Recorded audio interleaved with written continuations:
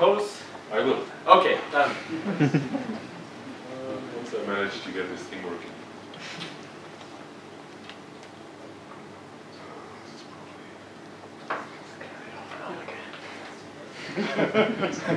Okay, so maybe first of all, let me check who here would actually prefer that I do this in English. Okay, that settles it. So we'll do it in English. I just want to make sure that I'm not just, speaking English to an all-German audience and making an ass out of myself. So this is perfectly fine. Thanks for giving me the chance to talk about this topic. It's really dear to my heart. I've spent a lot of time talking about this under different names. So many of those slides, and this is actually a good reason for some of you to leave, maybe a good part of these slides I used a while ago in a talk called Breaking the Monolith, which didn't have the term microservices in it because it didn't exist, which is kind of funny. It's like it's like knowing that band that has become popular before it was known to everybody. Like the cool people do. Oh, the old stuff is good. Microservices stuff. Yeah, some microservices, I love it. I read that microservices is SOA for hipsters. It's perfect. So I'm going to talk about whatever services. I'm actually going to call them something else. But I'll also talk about microservices and maybe talk about how those things are related, and I very much welcome your feedback on that. I also have I don't get any extra bonus if I get through those slides, so I don't care. You can talk about anything, just interrupt me and tell me that I'm stupid and ask questions. It's perfectly fine. I'll try to shout you down if you annoy me too much, so that won't happen. And also, I very much would like to learn something from you as well, so I have some questions for you as well, and I'd love to get your opinion on that. So I don't have 3 to 15 slides about me and the company. You can throw any amount of money at us if you like. We're happy to take your business. My company does consulting. I do consulting. That's basically the marketing story that I'm going to tell today. One part of the things that we do in the market is actually conduct reviews. So most of our time is spent actually building, helping people come up with a good architecture and actually turning that into runnable software, doing complete projects or helping people. But one significant part is actually looking at stuff. Right? Looking at stuff mostly means doing reviews. I love doing reviews. That's great. You can look at all those great mistakes that other people have made, and you don't even have to feel bad about it. It's perfect. It's like you can learn from all the mistakes, and you don't have to make them to do that, which is great. I love doing it. And I'm going to spoil this business forever, maybe, because I'm going to tell you what every review is going to turn out. Right? So it doesn't really matter where we go. We go to a company that has a successful system, and we do a review because somebody suspects something might be wrong with the architecture of the whole thing. Then in general, the following results occur, among others, and with some more detail. One is this, right? So I suspect nobody in this room has that. It's like, it takes ages to build even the simplest stuff. With build, I mean actually put it into production, right? It's only built if it's actually usable by somebody who actually cares about that piece of software, not if you've finished throwing it over to operations, who will then take half a year to put it into production. So that's the first thing. The second one is everybody knows what's wrong. You know, a review is a great excuse to get somebody else to tell your boss what you've been telling them all the time, because nobody listens to the people who actually do the work. You need to bring in somebody externally to tell them. So this is a general truth, not only in technical reviews and architecture, but this term of technical debt is one that's really appropriate here. We have lots of debt in the course of time, and we all know when we do that, we all know, well, yeah, I'm going to do this the quick way now, I'm going to fix it next sprint, iteration, phase, year, century, whatever. I'll never end up doing that. Deployment is a nightmare, right? Everybody knows that this is just, it's way too complicated. It takes ages to put even the simplest stuff into production because it's all held together with duct tape, text. It's very, very fragile. Nobody's supposed to touch that anytime close to any major onslaught by users. You know, it's really, you have to be really careful to keep that baby running. Everybody knows that there once was a great architecture, like a decade ago. But nobody has invested anything into it. It's no longer great. It's maybe state of the art, but it's state of the art 2002. Right? It's not what you want. I've seen systems that actually have a brilliant solution in terms of their persistency mechanism, right? They have a great persistence layer they built themselves, which is of course a stupid idea in 2014. You wouldn't be doing that. I mean, maybe you shouldn't be using it, or RMap, let alone build one yourself. But it was all the rage a decade ago, so some people are stuck with that, and everybody knows that somebody should do something about that. Scalability has reached its limit. You can only add so many machines in that setup. There's just a limit on how much money you can throw at Oracle to scale up that database. At some point it doesn't work anymore. I mean, you can throw a lot of money at it. Still, there are limits to that. In general, all of those illities, right, which is a nice way the English-speaking countries have to talk about those kinds of things, they're everywhere, right? It's scalability, maintainability, testability. Everything sucks about this thing. And one thing that is really, really strange is that this is really the more true, the more successful the system is. But I think it's a sign of a successful system that its architecture sucks. Because think about it. If it were not a successful system, it would be long gone. Right? It's only because it's so great. It's only become this bad in architectural terms because people wanted you to add features. Right? Somebody said, well, I'm using this every day, I need this to work, and this, and this, and this, and we can save money with that, and we can do that. So lots of domain experts ask you to add great new stuff, and you do that, and no domain expert ever asks you to do something about the architecture because they don't know what that is. Why should they? Right? And another sign of those successful things is what's called the innovator's dilemma. Right? I don't know how many of you know that term. I've read that book. I typically only read summaries of books like that, but it doesn't matter, it suffices for that. Replacement would be way too expensive. You know this problem, you have built this great system, and you have all the domain experts, you know exactly what this thing is supposed to do, you're in a perfect position, you don't have to do the analysis, you've built it already, right? You have the perfect team to build the second version. The problem is because it's a huge successful system, building the second version takes ages, because it's so large. And if you build it with that great new architecture, what you end up with is something that is architecturally pure and absolutely state-of-the-art, but only does 5% of what the old system did. And nobody wants to have that, because nobody cares about your architecture, which is why you never end up finishing that second iteration. Right? It's the innovator's dilemma, it's why somebody else is going to eat your lunch, unless you find a way to do that in a more smooth fashion somehow, while keeping the old system running, transmogrifying it into something new, which isn't easy at all. So this is so widespread. This is what you can see everywhere, that you start thinking about what the reason could be. Right? Why is it that everybody has the same problems? I've said some things like, you don't invest in architecture, you don't pay the architectural tax.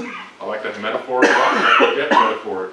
It's from finance, everybody has to deal with that. Right? We have to pay taxes. We pay taxes to maintain our streets. If we didn't pay taxes to maintain our streets, they wouldn't be maintained. Well, maybe that's not a good analogy, but whatever. You know what I mean? In terms of architecture, you can say that if you invest some amount of money, like maybe 5% of the annual budget of your project into maintaining the architecture, you know, modernizing stuff, upgrading to new versions, refactoring a bit, it would be much better. Right? Nobody does that. Very few people do. But it's in theory at least a great idea. Now, many of those things here would be solvable. Right? It's possible to do something about that. So it's not all lost. You can do something about it. But one of the problems with doing something about it is that it's so damn hard to move anything at all. Everybody knows what needs to be done, but it's really, really hard to get anything moving. And the major reason, in my experience, it's also another thing that we found, is this one. The single most annoying thing, the single thing that keeps your speed low, is the number of bottlenecks that you have. Right? There is one database administrator. And because this one database administrator is the only person who is allowed to make a change to the database schema, people invent key value tables or other annoying ways to get around the database. If the single person maintaining the UML model of your model-driven architecture-based super system is ill, nobody can make a model change. So you have to find a way to do something about that. Well, I'm showing my age here, but some people still do that. So deployment, right? You have one person, one single person who actually knows what the system is built like, what the architecture of the software is, and also understands what operating environment it runs in. Well, maybe you have two. But the number of companies that have like a dozen or two, or where everybody knows how both sides work, is really, really low. Not many companies know that. So bottlenecks, that's a very single thing, which shows that there is a very tight link between the architecture and the organization, which is kind of the appropriate place to insert the obligatory Conways Law reference, because everybody does the fast things. In architecture class, of course, I did it before it was cool, but everybody does it these days, right? So Conways Law, does anybody here not know no, it's the wrong way to ask. Who here knows Conways Law? It's very widespread. It's a good law. It's a nice thing. It's very, very intuitive. It seems very true. You know, nobody has to prove it, but it seems very true. Which says that whenever you have some kind of organization that has some kind of communication structure, you will find that communication structure reflected in the software architecture. Which is kind of obvious, right? You build a system with an organization that has 4 teams, and that system is going to have 4 parts. Because that's the only way you can build it if it's 4 teams, right? It's kind of obvious. Note also that Conway said it's the communication structure, it's not your org chart. It doesn't matter what it says on the org chart if that's not reality, but reality counts. If actually in reality you have 3 teams, because 2 of them work together very well, and you have maybe 1 team that has nobody talking to each other, and then you might end up with more parts because everyone's building their own thing. Right? So there's a strong relation between the architecture and the organization. And I think it's really interesting to think about that and to play with it a bit. So one way is to reverse it. And the first kind of reversal is this. Right? If you have an architecture, if you choose a particular architectural approach, then that will limit the kinds of organizations that you can have. Right, which is very important because you can start an organizational project to become more agile. You know, it's really nice. Everybody's supposed to be able to do things on their own. Everybody's supposed to be empowered and to be able to make their own decisions. Right, really self-contained. The problem is there is a single central architectural governance board that has to sign off every important decision. Then the organization is not going to work because you've essentially set up a king or a queen. Right, making those decisions. They're chronically unavailable. So this is the first reversal, right? You are constrained in what you can do by the architecture that you choose. And on the other hand, that's the second reversal, you can actually choose a particular architecture, you can decide to do things in a certain way, and thereby make it easier to transition to that organization. So it's something you have to think about. You cannot do architecture without thinking of organization and vice versa. Right? You have to think of those things jointly. Which is why I think it's such a current topic. It's something that comes up so often now because many people are noticing that things could be better somehow, and they're trying to find out a way of doing that. And I think this is one part of it. So it's the first ingredient. Now let me skip to something entirely different. Let's talk about systems. So in general, we talk about systems as the sort of undefined stuff that we build, right? The system's like one of those words like component, or maybe object, or service, right? It doesn't really mean anything. So you can just use it and just decide that it means whatever you want it to mean. And the great thing is that 2 people can have a conversation and think they talk about the same thing, well they don't, right? And they're perfectly happy, they get along nicely. We're talking about a system. We all have something in our minds, right? One of the things that I find interesting is talk about how we come up with the boundaries of systems. Like when you ask people to describe their system and the history of how they arrived at those system boundaries, it's really interesting. Right? You talk about people and ask them, why is this one system? Why isn't it 2 or 3? And they might tell you something like this, well, it used to be one system. It was a system built for a utility company, you know, one of the companies that produced electrical power and transported it to the end user. And then some regulations said we had to split it up to 2 systems, one dealing with the power generation and one dealing with the transport. Same happens in telcos. Right, so we have 2 new systems because we're forced to somehow modularize or separate those things. Separation would probably be the better thing because it's a domain concern. Right? Or maybe you're an insurance company and you buy another insurance company, and now you have 2 insurance policy administration systems. So you take those 2 and turn them into one. Because obviously one system is the right amount of systems to have here. which is consolidation, right? You're joining stuff together. And the most often, the case that happens most often is you start with an existing system and you replace it with a new one. It's, you know, it's typically then called NG for next generation, or new, or neu. You all have those, right? It's like everybody has a project called Phoenix. Burned,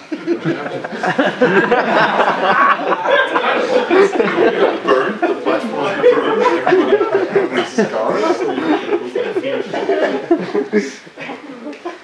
so and finally we have this greenfield thing, and even in this greenfield thing, you know, we're starting from scratch. You're in the lucky position to start a new project, and even then there is somebody else who determines what your system size, or what your system boundaries are. And interestingly enough, the people who determine that are typically not architects. The people who determine the size of your systems are the people who set the project scope. And those typically are the people the least qualified to make those decisions, right? You have somebody who makes a decision about money, right? They decide that, okay, we'll have to do it, so I'll get those guys the 20 million euros that they need to build this, and then they'll build a system. So there's a meeting convened, there's a kickoff meeting, somebody wearing an expensive suit tells you that everything's going to be nice, so you start doing that, you build a single system. Why does one project equal one system? That's entirely stupid. It's one of the reasons we have many of those problems. It's why we end up with systems that have millions of lines of code. Because nobody wants that. I don't know, how many of you have a system with more than a million lines of code? Very few. More than 500,000 lines of code? Okay. So, I think the largest system that I personally know is one with between 7 and 8 million lines of Java code, and nobody wants that, right? Nobody makes a conscious decision, says, yeah, we're going to write a few million lines of code. It just happens, it becomes that. You don't want it, it just turns into that moment. So, what can we do? What can we do to avoid that? And I believe one of the things that we can do to avoid that is to think very, very clearly, very consciously about what we do, how many systems we build, and what a system actually is, and how we come up with those boundaries. I think that is the root of the whole discussion. It doesn't matter what you call those things, you can call them anything you like. But they have to be very explicit, and you have to think of them early, and you have to make a conscious decision, right? That's why we're all here. Somehow I think we all get that. Now I said that a system can be anything, right? A system can be, you know, whatever you like. So let me say what I mean with a system. I'm not using service, and I have a reason for not using service yet. So a system, in this terminology I'm talking about here, is a reasonable sized thing that does something reasonably well contained, self-contained, but does all of it. It doesn't do parts of it, it does all of it, right? So it has its own persistence, some kind of database or file system or anything like that. It's its own, it's part of the system. It has its own logic, obviously. It has some approach to modeling domain things, maybe objects or functions or whatever. It doesn't really have some kind of implementation strategy. It's all a decision within that system, right? Somebody makes the decision for that system. It has its own separate UI. It's very important to me. It's a separate thing. It has its own user interface that's appropriate for this particular domain, for this particular thing. And now we get to those things that we value in having separate systems. It has a separate development and evolution cycle. It's its own thing. It's treated as if it were a different system, right? You don't have to necessarily release everything at once, even though I know lots of companies who do 2 releases per year. Has anybody here had 2 releases per year? Just admit it, come on. 4? Who has 4 releases per year? Who has more than 6? That's impressive. Very well. Recently I went to a company and they said we have 3. And I was flabbergasted. I've never heard anybody say 3. I said, yeah, usually we have 4, but we didn't make the 4th.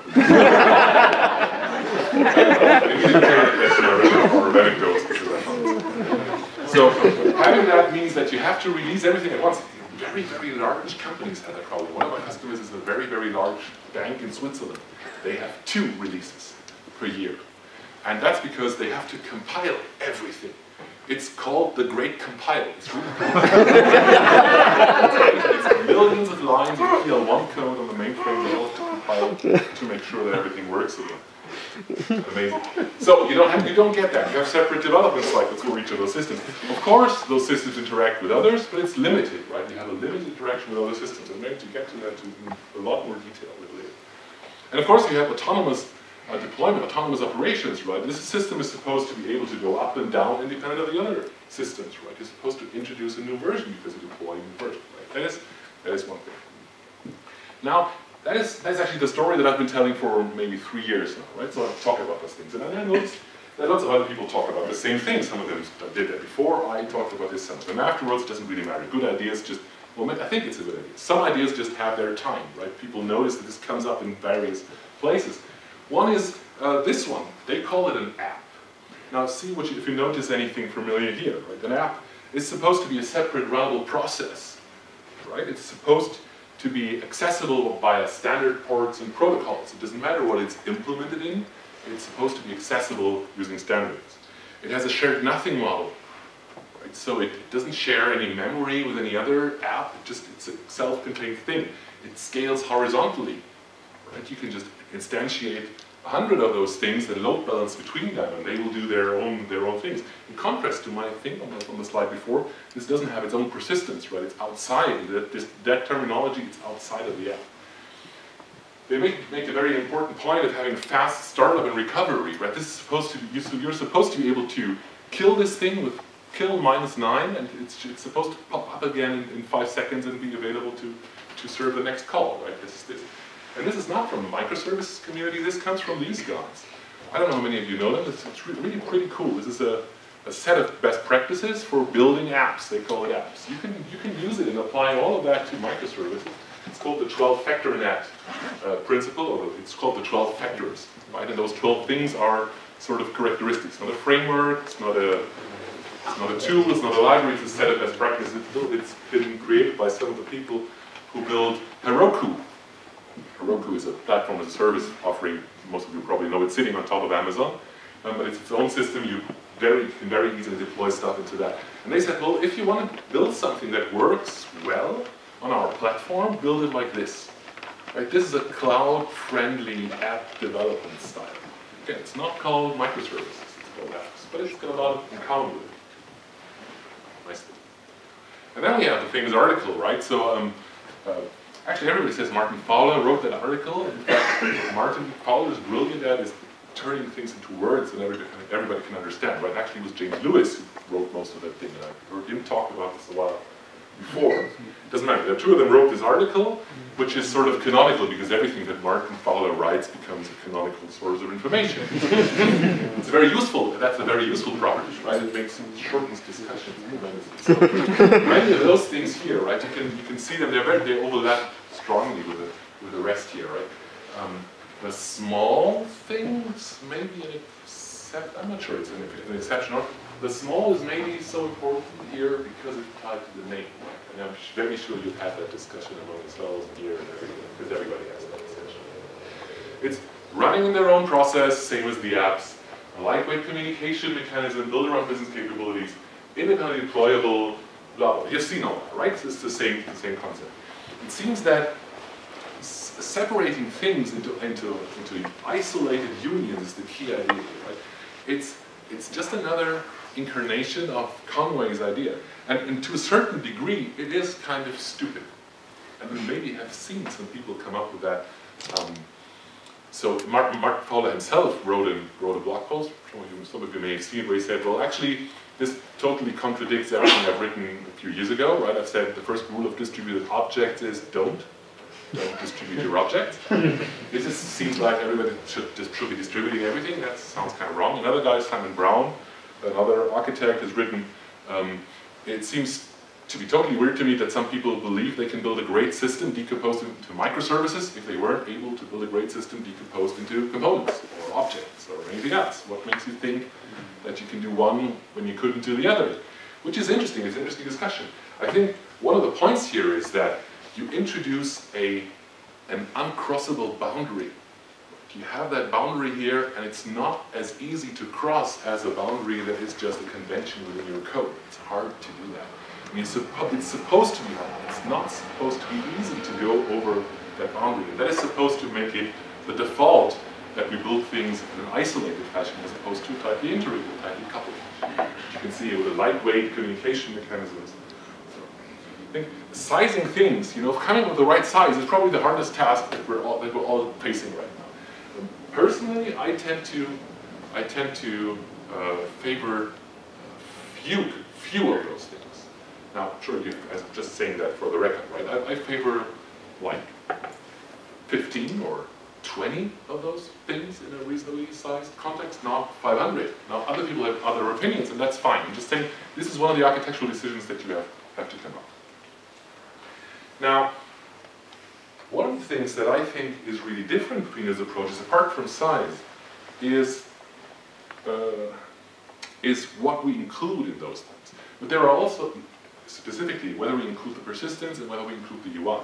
But there are also a lot of similarities. One of the similarities is that once we start cutting things up, we can make different decisions about different, call them decision domains or something like it.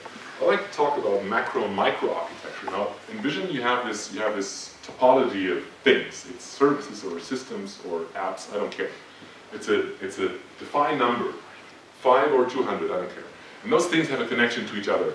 Then, of course, there are rules that govern how those things talk to each other. Right? You have to have a way to get them to talk to each other. It might be that you have decided to use SOAP-based web services with WSI basic profile. Hopefully you haven't, but maybe you've decided to use RESTful HTTP or you know, what's the Google Corba called? Thrift or something. Whatever. Facebook web. It doesn't matter. Some mechanism that you've picked that is supposed to allow you to cross those boundaries. Right? That's the one thing. That's sort of the macro architecture. It's what has to be the same on both sides, so that both sides can talk to each other. Whereas you have another kind of architecture, which is the one within those boxes, right? It's maybe the programming language that you pick, or it's the persistency solution or paradigm that you pick, right? And I sometimes have this discussion with people who say, well, we're just using Oracle or Postgres or whatever it is. We just use this, we don't need this. And the good thing to talk to them about is that even if you just use Oracle, you have different ways of using Oracle, right? You set it up in the default OLTP installation, or you set it up as a data warehouse kind of thing. That's one difference, right? It's a different kind of system, different kind of internal decision within the system that you're building.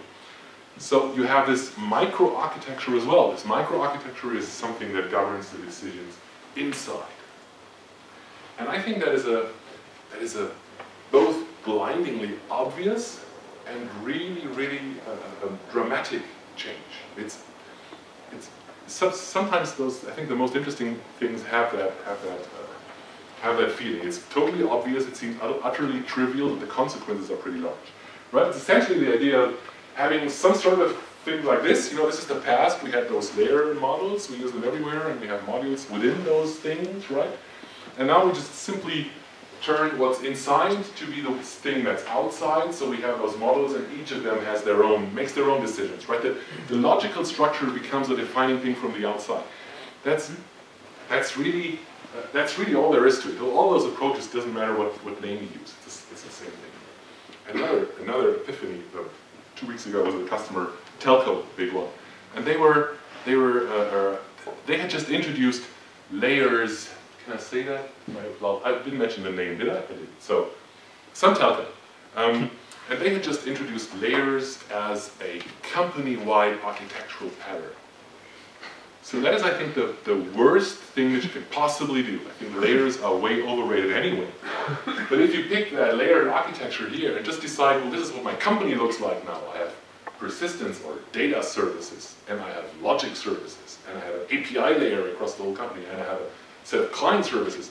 Then you've taken that overused paradigm and made it your overall company strategy. I think that's a bad idea. And I said, well, don't do that. Do something like this, because this is kind of what all the cool kids do, so you want to do that as well. And they said, well, yeah, it sounds kind of reasonable, and coming to think about it, we have this guy called Klaus, and he's been building stuff like this for ages, and everybody has been complaining that he doesn't follow the architectural strategies. The weird thing is he's always on time. Just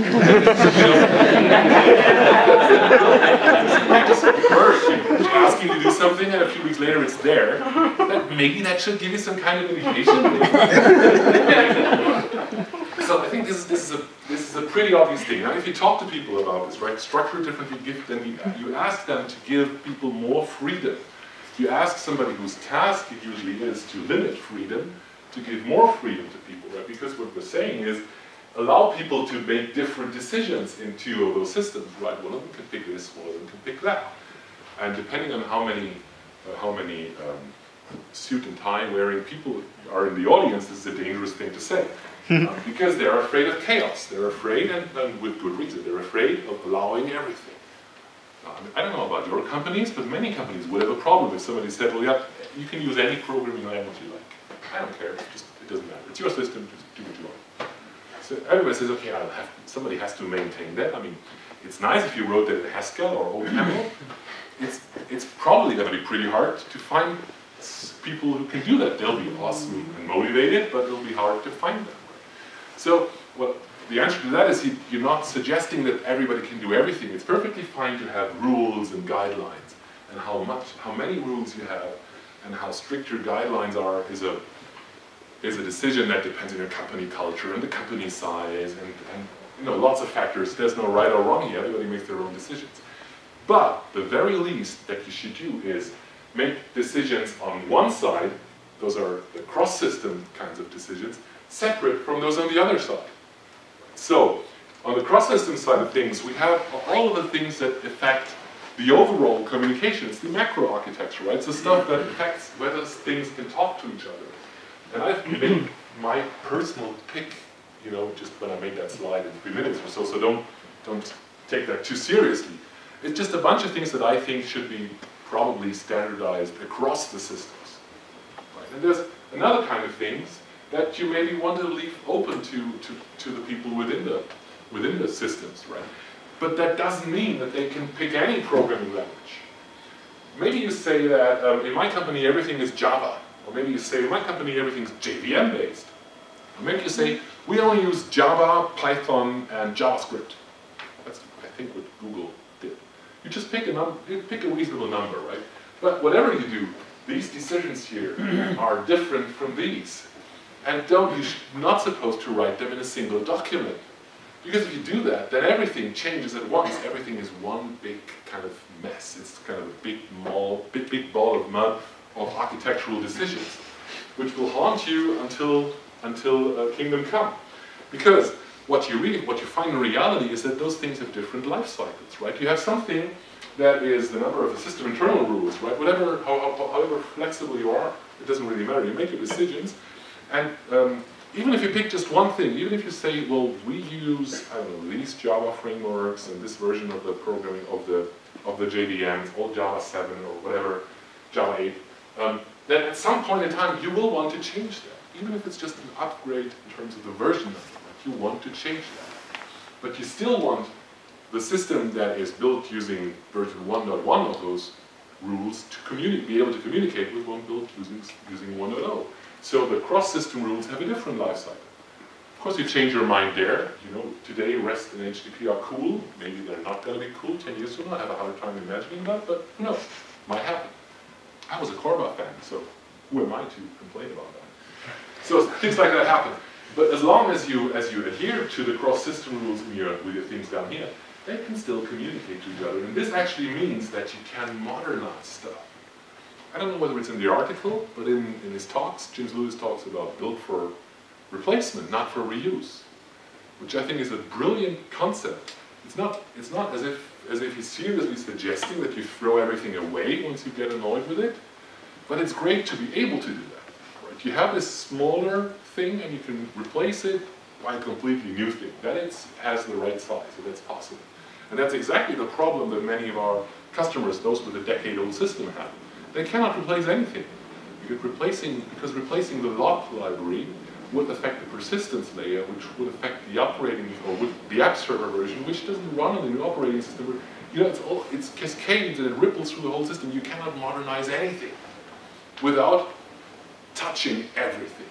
Right? You only can move the whole thing, the whole monolith, and that's the idea here, having separate things. Now, of course, you're going to make mistakes in terms of separating stuff.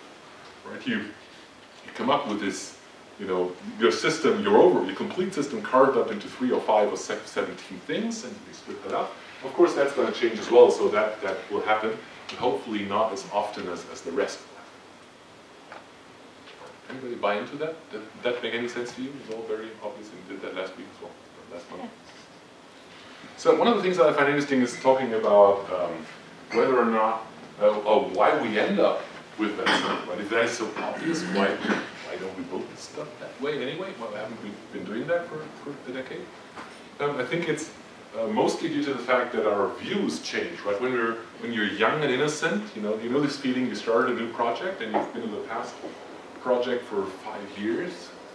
And the last 3 years have been a mess, and it was horrible. You only wanted to get out of that project. I know some people who have been in projects way too long for their own good. So once you manage to get out of that project, you want to do everything really perfectly, and simplicity. This ease of development and speed. It's wonderful. You don't want 50 Maven modules. You don't want complex decoupling crap. You just want to have a nice and clean and fast system, all in one IDE project, and it loads fast, and it's beautiful. And over the long run, you turn to somebody else, and you want to have something that is, more grown-up, more maintainable. It's something that is now, supposed to be released and to actually fulfill the needs of people who depend on it. So you have to be able to introduce can't touch everything else. Your needs change over time, and it's really hard to do the right thing in the beginning, especially if there are people that yelling Yagni at you all the time. Now, I totally buy into the agile idea of not building stuff that you don't need today, but that doesn't mean you have to stop thinking. And I think this is one of the things, right? Thinking about how many systems you build is something that allows you to maybe decide that it's 3 or 5, which makes you more agile because you have a smaller team building a smaller thing that yields value. That's a very, very valuable thing. So, until now I've said things that mostly relate to where all of these approaches are similar, right? So, all of them favor this idea of having separate things with higher costs at the boundaries, with the supposed benefit of giving you more isolation, more independence, and independent evolution, and more the chances to make a locally optimized decision. Right? You can pick the right tool for the job for this particular system, doing everything in the same way in every single place. I think they're all very, very similar in that regard. Where they differ, I think, is in how they put the pieces back together again, which I think is a very interesting topic. We'll spend some time talking about that. So putting pieces together. I personally have a theory as to why SOA failed. Maybe nobody agrees that SOA failed. Maybe you all have a very happy ESB installation from a major vendor and lots of services. And I apologize in advance for not being educated by you.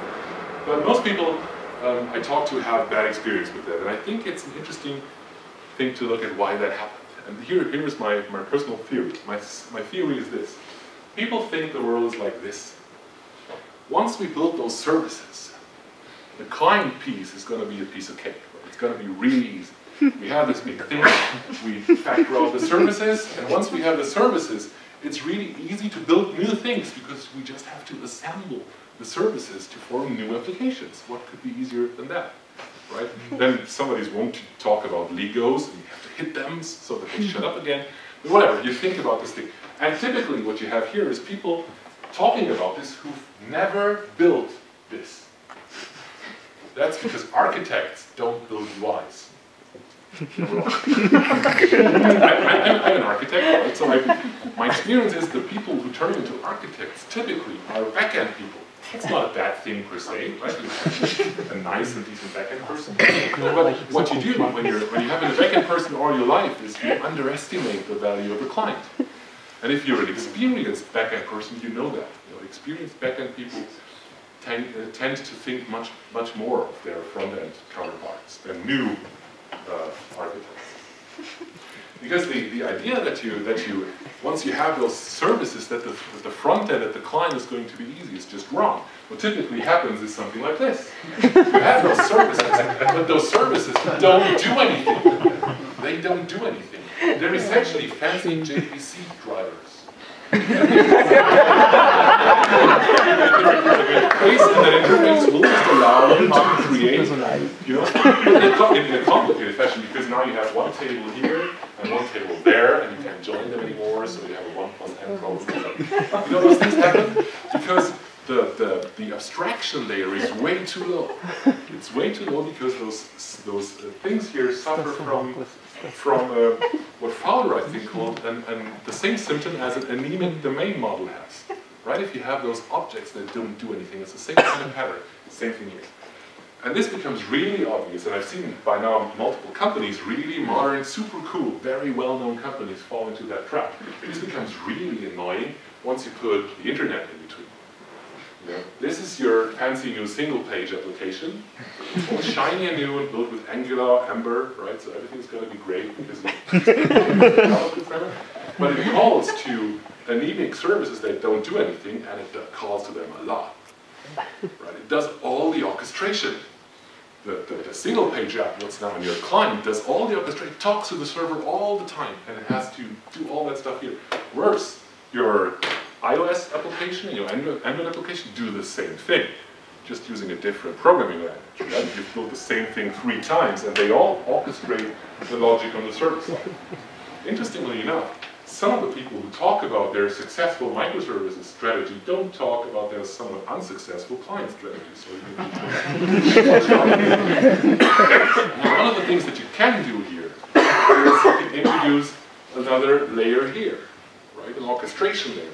Seen in various ways, and there are very smart ways of doing that. And this is, I think, one side of the coin. I'm not necessarily saying that it's bad per se. I'm just saying that it doesn't have to be this way, and it depends on the scenario whether this is what you want.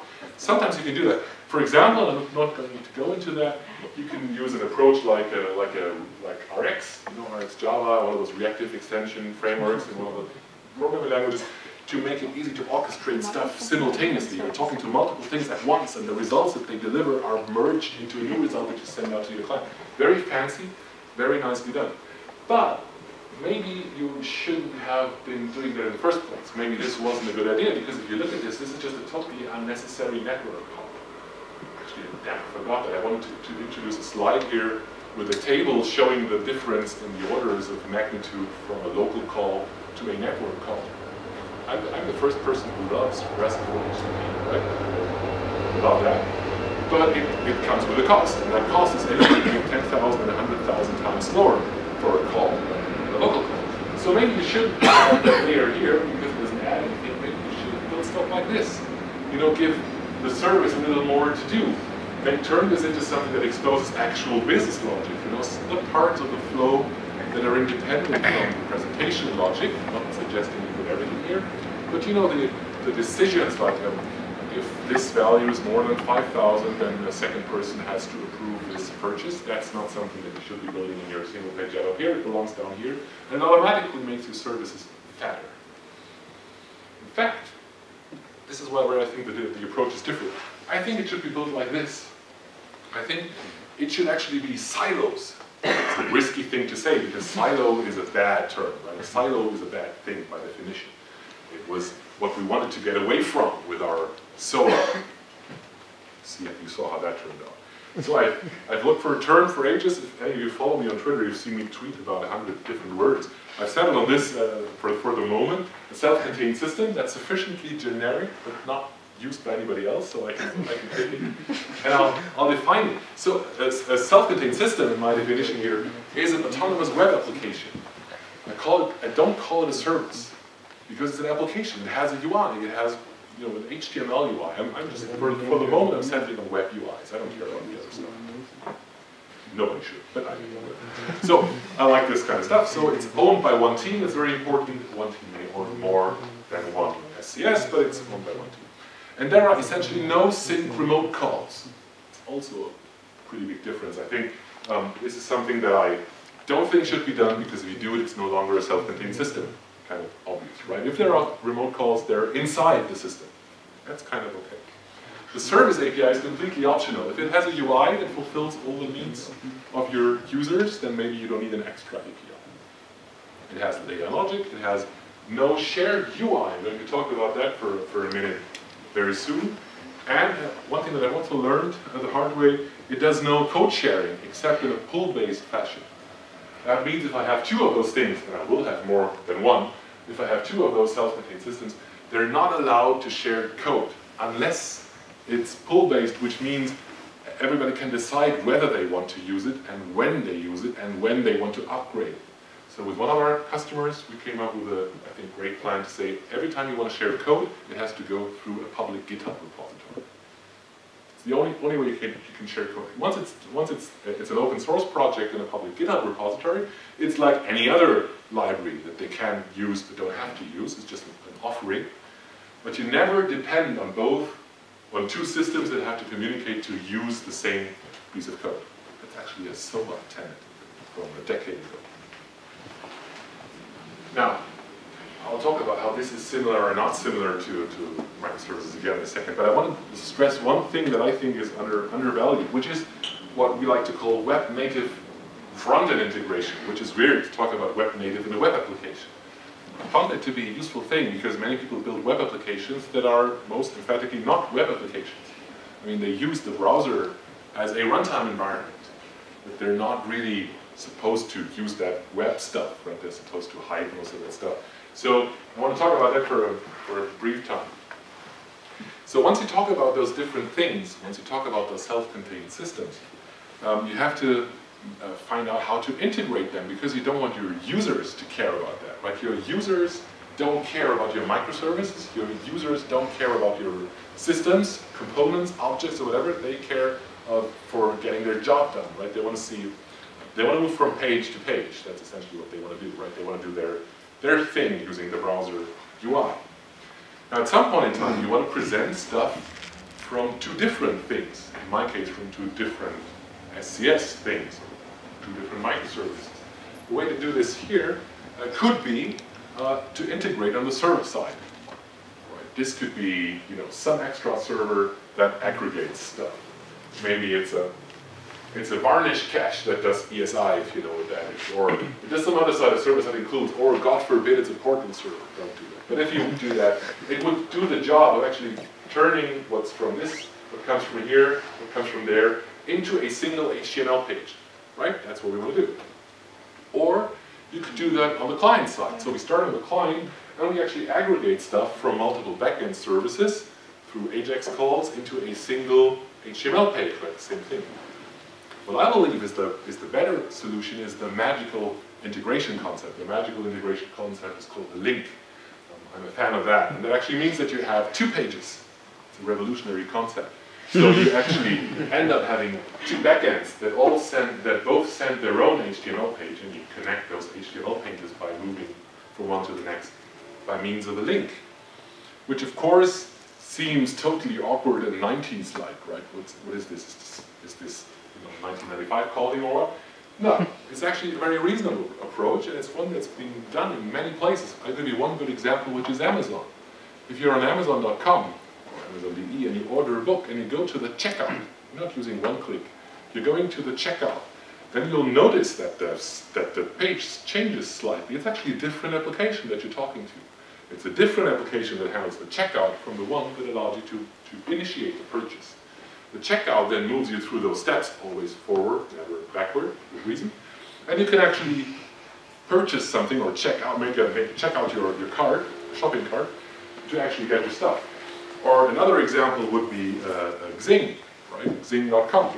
They essentially have this top navigation thingy, right, where you can move from one thing to the next. Actually, if you hit one of those, you're moving to a different application, right? It shares some stuff. It shares the same styling, the same typography, the same logos, the same colors, right? It maybe even shares the same footer and the same navigation bar. But other than that, it's a completely different application. It's in fact not integrated, or if you want to, it's integrated on the client side. That's just one option, but it's what I mean by integrating stuff in the way that different applications are supposed to be integrated. You can do that in many different ways, right? You can do that on the server side. It's sort of a list of things here. You can do it very, very statically. Now assume you have two of those things, two of those self-contained systems, and they both are supposed to have the same footer, right? They're supposed to display the same thing, copyright 2014. Now, that's a very static thing. Maybe you want to resolve that at development time. Maybe they both include the same Git submodule. That's very static, it's not dynamic, but it's perfectly sufficient for that case, right? So that would be something like that. Or you do it during deployment. Once you deploy that application, the new CSS, or the current CSS, gets deployed with it. Now each app has its own copy of that, and of course if you change the global CSS for the company, for the logo colors, then they will only get updated once you redeploy all that. Maybe that's sufficient, I don't know, you will have to decide that for yourself. Or you can do it during, on the storage layer. So maybe they all have a copy in their database, or some sort of replication or feed-based connection between the databases. Or you do it with a backend call. There's a navigation menu server that returns that's a sync column, maybe you don't do that, whatever. That would be one option. Or you do it on the edge, which is the last possible moment of the server side where you merge stuff together using something like ESI, maybe for the footer or something like that. Right? Those would be the server side options. You can do the same thing on the client side as well. One obvious thing would be to just use a link. Maybe that's perfectly fine. You have a link from this system to that system, and it's just a, it's a real page refresh like in the old times. Doesn't matter. You change to a different system. As I said, the magical integration concept. Or something that I like a lot. You replace the link dynamically. So you have a link, and when you turn JavaScript off, or when you happen to be a Google crawler, or if you happen to be blind, then you actually can follow the link from down here, because this one builds on top of that and actually uses some unobtrusive JavaScript to replace the link with the result of doing a get on the link and embedding that into the page. So think of it like having a link to your shopping cart, and what the JavaScript does is it does a get on that, it gets back 5 items, total price 200 euros, and inserts that into the page. So it looks just as it would have looked if you'd used a portal or some other kind of integration server on the server side, but it's completely dynamic on the client. Even better, it works when the other system isn't there. So your client can actually display something to you, and you don't have to wait for the other side to be ready. Because that's just a spinner, and after, I don't know, 5 seconds it says, cannot display card, or maybe it doesn't display anything.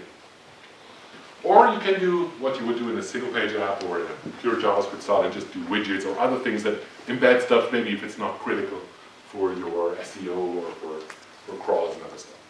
There's a lot of things that you can do with those concepts by integrating separate units, separate kinds of things. Another thing that you have to solve is the single sign-on thing, right? So that's the second part. There are 2 problems that you have to solve. One is the problem of things looking the same, right? They're different apps. They still have to look as if they were one. And the second one is you have to ensure that people don't have to re-log in, resubmit their credentials each and every time, because that would be stupid as well. So what you do is you come up with some kind of single sign-on mechanism. I'm not going to spend time on that, but I'm just showing a generic diagram. You log in with some auth provider, and you share that by means of a ticket. Maybe the one thing that is kind of interesting is you can validate, each backend can validate such a ticket with the auth provider, but you can also get algorithmic validation, which essentially means checking a key, so that, in a nutshell, this thing doesn't have to scale as much as everything else combined. Right? You just do algorithmic validation. Put that too far right. So, is that a question or? No. Okay. So, I have some questions for you guys. So I think there are lots of things that are very similar between all those approaches. And I'm not suggesting that microservices are bad and I've invented a better concept, or this wasn't me, it was my colleagues essentially, or we have invented a better concept. I think there's a wide range of different things. I think this is an interesting side of things, and I found that to be very interesting in discussions about how to structure a system. Because one thing I'm quite sure of, and I'd be interested to find out whether you agree or not, having a few hundred fine-grained microservices is not something that makes an architecture. I mean, I like the approach. I like these small self-contained things, whether they're apps or microservices or something else. I think there's a lot to be said for that, but I don't think they're sufficient. I think we need a bit more. And if we leave the client side out of that, we don't have a solution. I'm very convinced of that. What I don't know is whether this thing that I'm talking about is maybe just the same. Maybe it's just because it's still very early, right? If you look at how a microservice is defined, you actually won't find something. Even the Fowler article sort of moves a bit around it and talks about vague characteristics like IDE, essentially.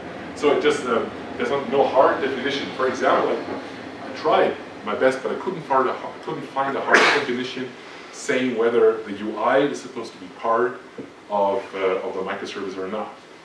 The service to me implies maybe I'm just being too literal. I don't know. I'll be interested in your opinion.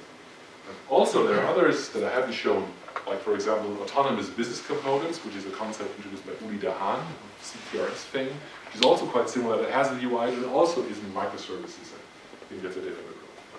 So maybe it's the same thing, maybe it's not. Maybe it is a kind of microservice, right? Maybe this thing that I was talking about is just derived from microservices. It's everything a microservice is plus a few extra constraints, right? Maybe it also has to fulfill some things. Or, that's also an interesting thought, maybe it's a bunch of microservices. I've actually seen that at 2 customers now who followed that advice, right? Because we were there with this earlier than this became popular, so they did this first, which I don't think is contradictory. And now a microservices are there as well. And you can imagine 2 or 3 or more of those larger scale things calling into smaller scale, mostly technical microservices. That's another interesting option. Maybe they contain microservices. You know, maybe it's a contained relation where you deploy a microservice multiple times, it becomes part of that unit, or maybe it even aggregates and composes them so that the microservice is only there as long as the surrounding thing is there. I honestly, I don't yet know. I find it a very interesting discussion. Right, so talk about this. So, I notice you haven't asked a single question, so we're all going to do that afterwards, right? I'm just summarizing very quickly. I think a key thing here is that we want to design system boundaries, or service, or node, or component, whatever boundaries, very, very explicitly. I think that's a key thing, right? The boundary is something that helps you ensure long-term maintainability. It's what allows you to retract your decision, to use something different than what was the greatest thing in 2014, because that's going to look like the worst legacy ever when you look at it from 2020. Modularizing to those independent things. I think the self-contained approach is something, and I also think there's a lot to be said for those larger grain things. We can talk about examples of that if you like. I think you should, whatever you do, separate the different kinds of architectures. Even if you're a single person, even if you don't have a single architect, but if it's all team, it's all, you know, very democratic, everybody loves everybody else, everything's fine. Somebody writes down the decisions, just write them down in 2 different places. Write down something that is supposed to be the long-term, stable thing that everybody depends on, and make sure that document is short. And write another one that has lots of decisions that are great today, but might be brain dead tomorrow, right? Just relies on some freedom there. Be aware if you're changing goals. It's going to be a tough sell, right? If you go to your colleagues and say, well, I have this great idea, we're just going to split this wonderful little thing that we have here up into 15 smaller things, then I'm going to say you're crazy, because everything's going to take longer, it's going to be harder to work with, it's going to be harder to understand, to perform worse in the beginning. But it's all going to pay off in the long run, but they heard other people say that. So be aware of that. And in general, strike a balance between that. That's something I didn't talk about because I skipped those slides. But in general, you have to make the decisions whether you want to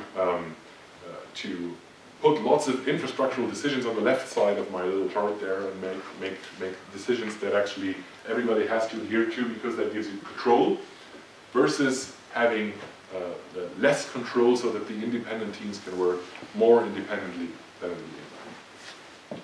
And that's all I have. Did I bore you to death? Did you hear anything? Any disagreements? Any questions? Guys? Yes. Yeah. I want to bring one point back to the discussion, which is your point of keeping the UI in the service. Mm-hmm. And I personally right now think it's a bad idea, because there are different change cycles in a UI, the way it looks, and between how a system behaves. Right.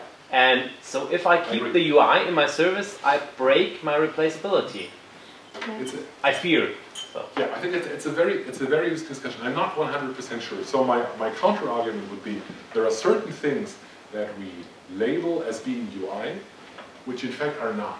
Mm-hmm. Maybe you notice I use this term client logic and presentation logic. Obviously, presentation logic is something that you do not want to have within your service or within your backend. That is something that I think in the web stack at least is separated out to CSS and some JavaScript. Right? Those are essentially things that are cross-cutting to all the different UI parts. But there are certain things in the UI, like for example having having an approval flow that I think are very much part of that thing in the back. And if I had more time, I would have talked a bit about hypermedia APIs and stuff like that, because I think it's very closely related. If you have a higher level API, it's going to resemble more a simple website than one of those things that you have to orchestrate. I'm not making sense, I'm worried. It's a lot of things, a lot of thoughts. So what I'm saying is, I don't suggest that you put the pixel sizes into that box down there, because they would be wrong there. But what I'm saying is that you should put the device-independent control flow down there. It really belongs, it should be on the server, it should be part of a business service or a business capability, what I call a self-contained system. So for example, in my flow to, I don't know, retrieve a lost password would belong to the self-contained system handling authentication, and that, in my view, would not violate it. But I understand your constraint. I'm not saying it's invalid. I'm just playing back some discussion. Yes. So I would argue that in the attempt to verticalize everything, we have to keep in mind that some things are not vertical. They cannot be made vertical. You're right. So essentially, if I have a vertical service, then the UI certainly would be part of it. And I would not separate that out. But what happens if I have a larger cross-cutting concern underneath that is a service itself? It's a brilliant question. Give me an example. What would be such a cross-cutting concern? Well, for example, save all the events that all the vertical services generate. Save all the events. That's a very interesting one, because I would say that's not a business capability, right? Sure it is. It is? An audit trail? An audit trail? No, I'm not talking about audit trails. I'm talking about generating statistics from that, offering them to BI tools, all kinds of things like that. Yeah, good. So you might have noticed that, I don't know whether I had it in there, but I believe on the left part of my macro architecture thing, there was something that said BI. Because I agree with you, some things you have to standardize. I'll play back that slide. But don't misunderstand me. I'm not saying that the event is part of the application. The event model is part of the application, but it never has a UI. But it's still a service. You are right. Yes, you are right. There are certain things on this side that are shared between all of those things. Like, for example, let's just pick an example such as an LDAP directory or something like that. That would be a very obvious thing, right? That's shared between multiple things. It's a service that's external to that model. Might be used by multiple things. I would be willing to make an exception for that because it's a technical aspect. It's like saying everybody here does their logging using syslog, or some fancy new logging service or something like that. That's a different kind of thing. I agree, that's part of the platform. I think I think there are two discussions that we could have. One is about the platform thing. I can counter some of that with saying there is a certain expectation as to what the platform is that everybody has to adhere to. Same will be true, for example, with deployment. I expect everybody to package their stuff as RPMs or as Docker or Vagrant, whatever. You know, some kind of image, some kind of thing that can run this stuff on my platform. That would be the same. I think I'm fine with that. I don't have a problem with that. The question is, are there cross-cutting concerns of a different kind? Are there business cross-cutting concerns? Because they would be hard to verticalize. I like the word verticalize a lot. Right? So I think there might be something that you cannot verticalize, but I'm not entirely sure what they would be. Which is why I'm looking for examples that are not part of the platform. Do you have any idea what that could be? Yes. What? But I can't get it across. Okay. Sorry. Sorry for being. I think Alexander is sitting somewhere in the room. I think the boundaries between business domains the assumption that there's a stable boundary between business domains is an illusion. They're a moving target, and that is the problem. That verticalization is hard to do. I agree.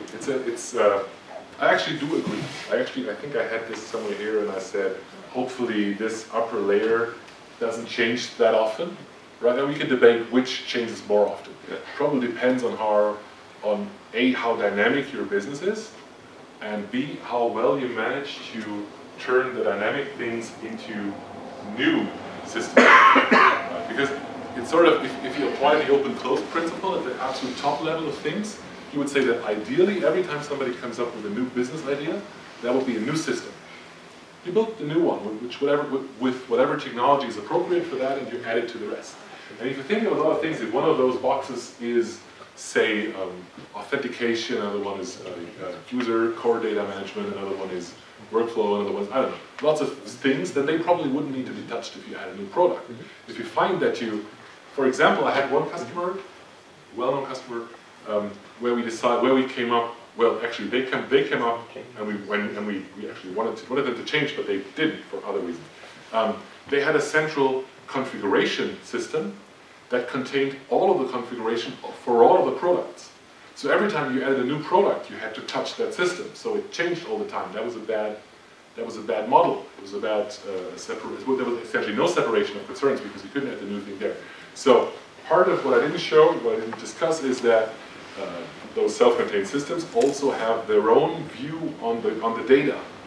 So let's take an example. If you have a classical monolith, right? The classical monolithic application, you probably know that you tend to get these tables that have like 250 or 500 columns, right? That's because it's very easy to extend them. I mean, they already have 499 columns. It doesn't matter if they get 500.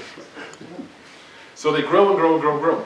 And that seems to suggest that there is a big business thing there, right? Actually, I spoke to a colleague who said he was just at a company that had a canonical business model, canonical data from a company that had a core customer object with 2,500 attributes.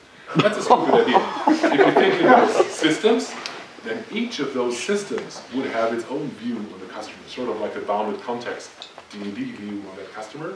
And then if you add a new system that requires new attributes, then that new system would store those new attributes, right? So you can address some of those concerns by making the right decisions, and of course, you can only try and you'll never succeed in doing that completely. So again, I've talked for 10 minutes trying to answer or to counter that point. Of course, it's still a valid point. And you might end up with a system that's way too fluid and forces you to do that. In fact, I've heard that, and I think it's a valid criticism of the whole approach. It's way easier to make those changes if you don't have those boundaries, right? If you have a monolith, it's a lot easier to refactor in terms of just the domain logic, because you can just do whatever the refactor rename shortcut in IntelliJ IDEA or Eclipse is, and rearrange stuff. Of course, you can also make the connections. That's the problem. You can easily break them, but you can also make them. It's bad if you make them, and again, downsides. There's no such thing as a free lunch. Yes, I have to go to the other side. So, yes. I sort of like the idea you presented in the beginning when you said, who decides about the system boundaries? Well, we have one project, and one project creates one system. Yeah.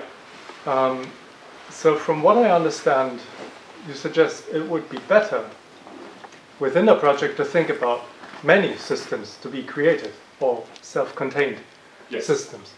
So does that mean there should be a design phase when somebody does this design? How many self-contained systems do we need in order to achieve this project's goals? And if yes, who does it? Well, okay. Who does it very much depends on the project structure, organization, company size, lots of factors. But I think it's an architectural activity. I don't have a problem with the term architecture. I'm perfectly fine with that. That doesn't necessarily have to be a person who's called an architect, but I think it's an architectural task at the very beginning of the project. And I think it's very close to the point where you draw the first context diagram. Right? You get a context. I'm fine with having a single context, because the context is what somebody gives you when they ask you to perform that project. And you can draw a context box and say, well, these are the systems on the outside, and now I have to think about what I'm building inside. And then you try it. Everybody does, I think. Well, no. Typically, what I see when people draw their architecture is they draw their box, right? You cannot see anything, right? So they draw a box, and the very next thing they draw is this. But I can't help you if you do that. I mean, if the very first thing you think about is layers, persistence, logic, UI, then that is not what I'm looking for. I'm looking for a different kind of decomposition. But that very first, that level 0 decomposition is, I think, what gives you the first clue. Also, I found that very often you have systems sitting outside that once you start decomposing in here, form a boundary with something inside. So you notice that it's far better to shift the context a little bit and say, look, you folks, we sort of have, everybody has agreed that we should use RESTful HTTP, that's company policy. Maybe you should build that interface. Or maybe I'll build it for you and donate it to you so that you maintain it within the context of your system. So I've seen that as well, boundaries shift. Did I answer your question? I wanted to say that it's a task at the very beginning, it's an architectural task, the team does it, or the architect, or the architect's team, I don't know, depending on the structure. And that's of course a first draft, which is going to change once you notice that you've made a mistake, which happens all the time. So you have to think, well, these systems talk to each other all the time, so they should be one. This system is being changed because of completely different reasons, so it should be two. And you fiddle with that for a while, and then you come up, in the first few iterations, you come up with a decent model for that. Okay, my question, who does it, was a bit, maybe I should have asked, how does he know what to do? So what drives the decomposition? That's an yes, I think it has to, it is a system cohesive in terms of data and logic, so it manages its own data.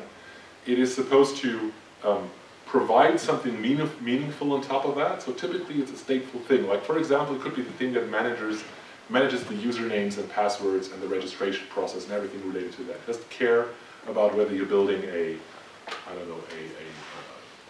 car sales site or a webmail system. It's the same kind of thing. You have this one system that manages the user identity. That's one of those things. So it's a cohesive thing. It's like basically, you could use a good old CRC approach. What are the responsibilities of this thing? What's the data it contains? And try to come up with a cohesive view. Okay, maybe, I don't know, how long do we want to continue? It's 8:30 now? Is everything fine if I? Yes. Just, yes. I'm wondering whether or not this approach of modularization of big systems would somehow affect sort of IT security issues also? Do you need to so maybe I should have repeated the questions for the camera anyway. So is there any relation to IT security issues within those systems? I think you obviously have the need of propagating identity across the system boundaries. I think that's a general, not a problem, but an issue, something that you have to solve in all of those approaches. You're crossing system boundaries. It's very different from deploying a monolithic EJB jar to a EAR file to an app server, where you can sort of externalize parts of the script to the application server. Here, you have to propagate stuff from system or from service to service. Other than that, I think it actually increases security because it gives you a system with less data to be exposed in one go. Right? Actually, the password thing that I just talked about is a good example. If there's just one system that manages passwords, and it doesn't manage anything else, then you're a lot less likely to screw that up completely. Right? Maybe you can hire somebody who can do that for you, not me. Somebody who knows how to do passwords, and then they will encapsulate that and make sure that works and that is hardened. And the rest, maybe the system that manages your product data, doesn't have to be as hardened as the one with the credit card, which you should maintain yourself in. makes sense? Yes. So in good old SOA days, there was always this notion of having basic services and some orchestration services on top of it. So where you really implement your use cases, right? Yes. So what would you do in your architectural style to really do, for example, a web shop where you have you assemble in orders and you have a checkout process? Yeah. So it seems to me that would be two applications basically. Maybe could be. So how would you orchestrate a process pointing from one application over to the other? That's a very, very good question. So first of all, I think even in the SOA space, it's a bad idea to have those orchestration services. Essentially, what I was hinting at, there was a book. I'm not going to mention the authors, but there was a very early SOA book that sort of took the layer thing and turned it into this company-wide thing and made that sort of the standard way of building things. And I always thought that was a stupid idea because that doesn't scale, it doesn't work. Actually, these guys here, they built something using that approach. I don't know whether you've read the blogs they've written, and they've written an article. They call those things verticals, which is why I like the term verticalization. Right? In German, it works pretty well, vertikale. They can do that. In English, it means something different. So, or the term is sort of used for something else. So it doesn't work as well in English. But they have those vertical things. They have a REST-based macro architecture, integrated microarchitecture, and they essentially have those things very strongly separated, and the integration point is actually the browser. So there is no single portal, there is no orchestrator, there are individual things. I think at last count it was like 8 or 9 of those things. And there is, for example, one that does just the checkout. And there is one that does just the catalog. And one that does the after sales, which is where you can look at your old orders, right? So it's a completely different. It implements a separate set of use cases, all contained within that one system. Where you look at the archive of your old orders and can see what the numbers were and when they were delivered and what the price were. There is lots of data duplicated here, which is a good thing. It's sort of a mandatory thing. You have to duplicate data here and maintain it redundantly, because it's the only way to get resilience, right? You want to have those things independent of each other, so they have to do it. And they actually built a web shop using that approach, and they were extremely successful with it.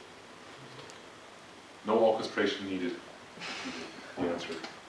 Yes. Well, I think there is some orchestration, and that is all the communication that happens on the horizontal planes of that. And even if you duplicate data and keep that duplicated forever, well, at some point in time there has to be some validation, and you get the data duplicated in the first place. So you might need orchestration, but it's then there is a danger of that becoming quite hard, because in that layer architecture it comes for free, and you can exchange data from wherever vertical direction where you want to go. You can always argue that the best system is built by one person, right? I'm not doing that. I mean, no, I'm not saying that. I'm just saying that there are a lot of things that work best if you have one database sitting with one program on top of it, or even better, embedded within one program, right? Everything's easy and always available. You can do that. It's this idea of doing something that at first sight is kind of stupid. You separate things, you introduce a boundary, you make things harder, which technically is a worse decision. But you do that not because of scalability and all those are nice effects as well. You don't do it because of that. In this regard at least, you do it because you want to have the boundary. What they got was the effect that they could actually avoid having meetings. That's a great goal. It's a great architectural goal. I can make a decision because I have a problem. I can decide how to solve it. I can just do it. I don't have to talk to a dozen people to get approval. They could do that because, of course, the downside is the stuff is decentralized. So one example that they still have is, I'm not going to talk about that because I'm not allowed to, but sometimes you have an effect where you say, well, yeah, this was all nice, all the decentralization was nice, but let's just do that centrally because it's a lot easier. And then you do that. And then you find out that it was a lot easier because it was centralized, and it sucks because it's centralized. Because it now slows you down, and everybody has to get approval, and now something has crept in. It's this bottleneck discussion, right? You have both sides, of course. And you could, in theory, separate stuff into even more parts so that you have as many systems as you have people on the project, and everybody has just their own stuff. Obviously, that's not a good idea, so you come up with a sort of middle ground between those things. Yeah, I mean, it's like what you've got on the flip chart. You try to create some sensible boundaries that will give you the maximum of agility and the least of cost. Exactly. You sort of balance out those two. It's like where those two lines cross, right? That's the perfect place to be, and you just have to make a guess because you don't know outside. Yeah, but in an architecture that is centered around verticalizing things, I think that there is a risk for a hidden cost in communication between those models, and may it be that after you haven't done any meetings and you've come up with data stores that duplicate data, at some point they have to talk, and maybe you need to come up with I don't know, wacky synchronization jobs that then have to deal with completely different data schemas. Typically that happens if you have redundancy really in a logical sense. It's unclear who's responsible for the data. Then that happens. It's like we all know the problems with redundancy and replication. I'm not suggesting that we do the bad things from that. So it's a trade-off, as usual. Architecture is picking the least bad of a lot of bad decisions. And I have made good experience with this idea of integrating at the last possible moment. I think that's what I'm advocating, right? If you do it at the last possible moment in the browser, that's a very, very loose coupling between those things in the clearest sense of the term, looser than any other strategy that I know, which is why I'm such a big fan of it. So let me go back over there. Yes. Yes. I want to go a bit more in detail when you, for example, you have two services and they want to talk to each other. How about the configuration management? I mean, I heard or I was reading about how Airbnb is doing it with Synapse and Nerve. They have some services and register them when they're coming up and just having a database where they grab for a service and getting their IPs. But maybe you have also some thoughts how to configure the systems at runtime. Yeah, so obviously that depends a lot on the platform and the protocols and formats used.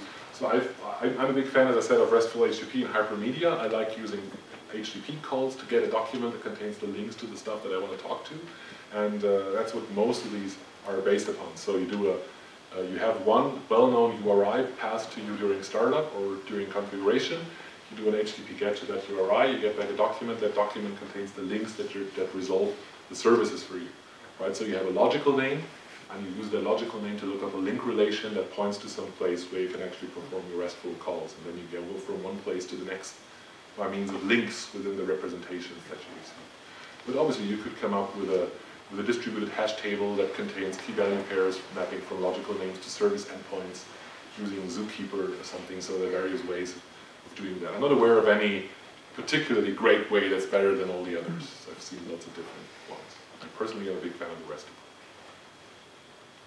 So anybody who had raised their hands, which I have completely ignored? Yes. One question about this, your picture about the microservices, which contains the persistence layer as well. Yes. So I have a comment actually about this thing. So we have also microservices running on the cloud. So actually we extract this persistence as a service. Yeah, yes. It's like using something like that, like DynamoDB or something. Yeah, exactly. So I mean, yes, makes perfect sense. Yeah. So that was my point. So what do you think about this? I think you now have to. You're now talking. Now it becomes really complicated because we now look at something that has multiple dimensions, right? You now have a technical service that provides the persistence for you, but you still probably have like schemas or domains or separate spaces for the different services using that. So I could still draw that diagram, and I would say I'm not really suggesting that it runs within that thing. It's like saying in a more traditional environment, it would be like having one Oracle database, you know, and just having different schemas. It's not the same level of isolation, but maybe you just wrote Oracle on the left side of your macro architecture and said it's fine if everybody uses Oracle. And the same thing might be true if you say you come up with a good solution. I don't know, you have React or MongoDB or Cassandra, whatever. You have something like that, and that is used as a service. Makes perfect sense. It's like a different dimension. You look at a technical dimension rather than a logical dimension. Yeah, so good choice. Yes. You said something like no synchronous remote calls. Yeah. Inside such one vertical. Yes. Do you also don't want to have like inside such a vertical REST services calling REST services calling REST services? Well, like unnecessary remoting, I'm calling that. Yeah. So in general, I think that once you start using that call stack pattern, you know, the wonderful we call you and then call that, and as you just said. It's a sure recipe for disaster, right? If you do that too much, then it's going to break down. It's always the case.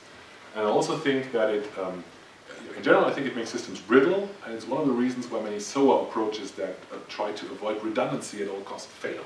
Right? Everybody's responsible for just their data, so everybody has to call everybody else, and nothing performs anymore.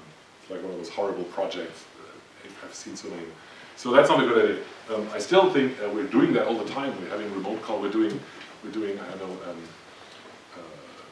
A database call, which is also a remote call, or we're doing an LDAP or a DNS, or we're doing remote calls all the time, and they're kind of okay. What I'm suggesting with this approach is that you are explicit about the boundaries in which you do across which you do not allow that.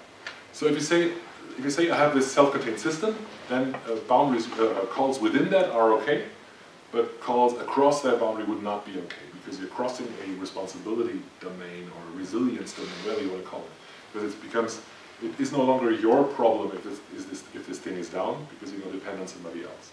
And I will always, in those cases, make sure that at least if I do that, I don't fail if that other thing isn't available using Hystrix patterns or one of those stability things that ensure that within the system you have everything under control.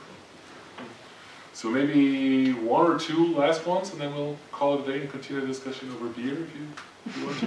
Beer. Yeah. I can take more questions now. Are there any more? DevOps. How do DevOps play a role in this whole model?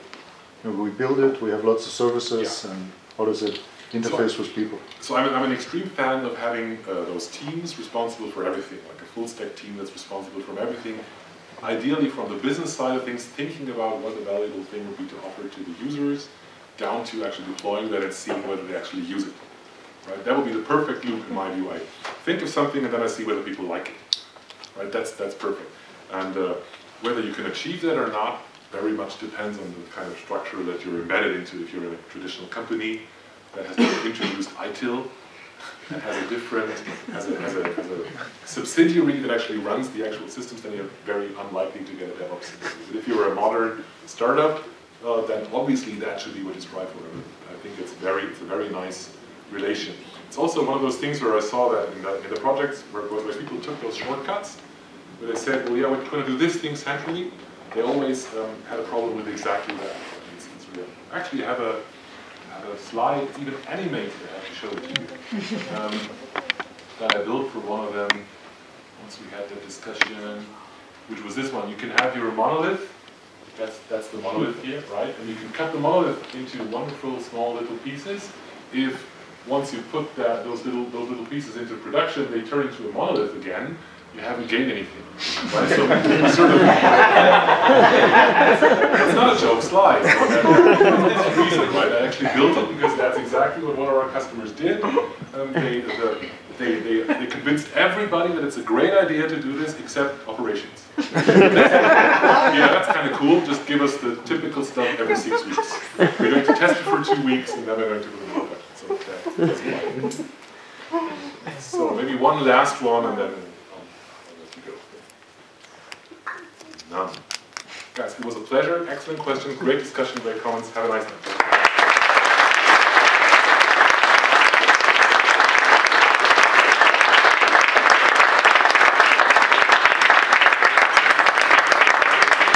Let's do this for a while, so if you want to continue discussing that. Yeah, and I don't want to carry the beer up to the 14th floor.